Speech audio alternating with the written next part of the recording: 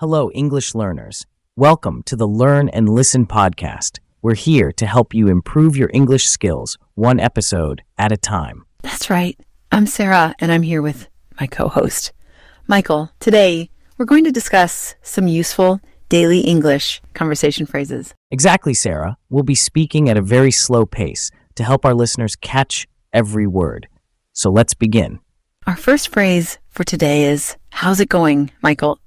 Can you explain this phrase? Of course, Sarah. How's it going is a casual way to ask someone how they are doing. It's similar to saying, how are you? But it's more informal.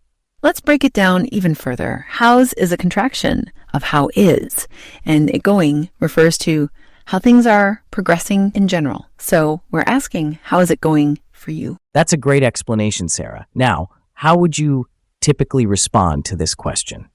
Well, you could say, it's going well, thanks, or not bad. How about you? Let's practice these responses. Listeners, repeat after me.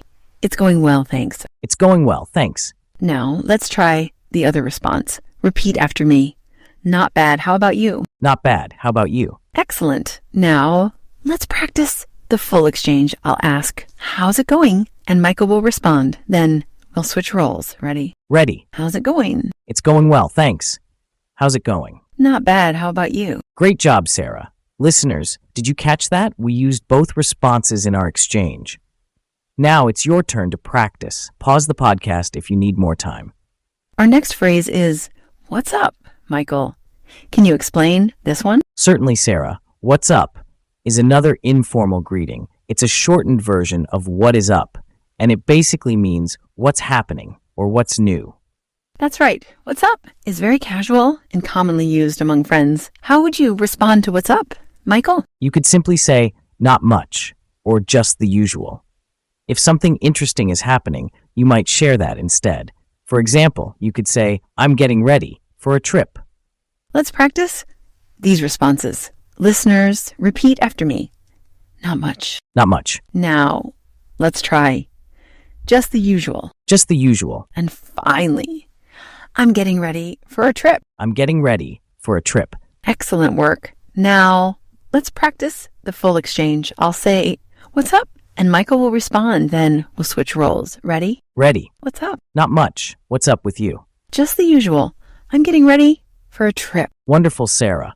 Listeners, take a moment to practice this exchange on your own.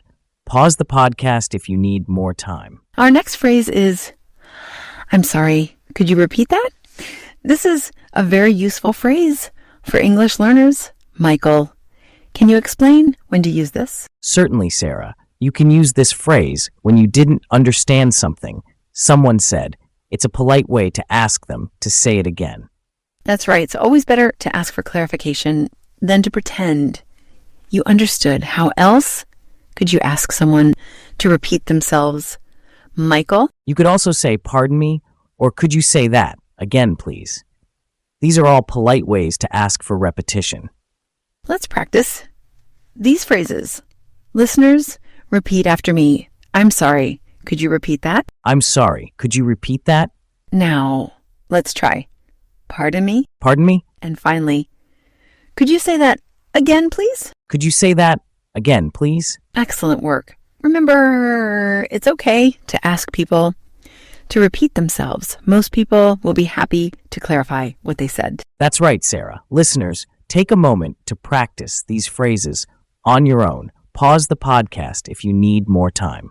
We've covered 3 important phrases. Today, let's review them one more time. Our first phrase was, how's it going? A casual way to ask someone how they are. Our second phrase was, what's up? Another informal greeting, asking what's happening. And our third phrase was, I'm sorry. Could you repeat that? A polite way to ask for clarification. Wonderful. Remember, practice these phrases in your daily conversations. The more you use them, the more natural they'll feel. That's right, Sarah. And don't be afraid to make mistakes. Every error is an opportunity to learn and improve your English.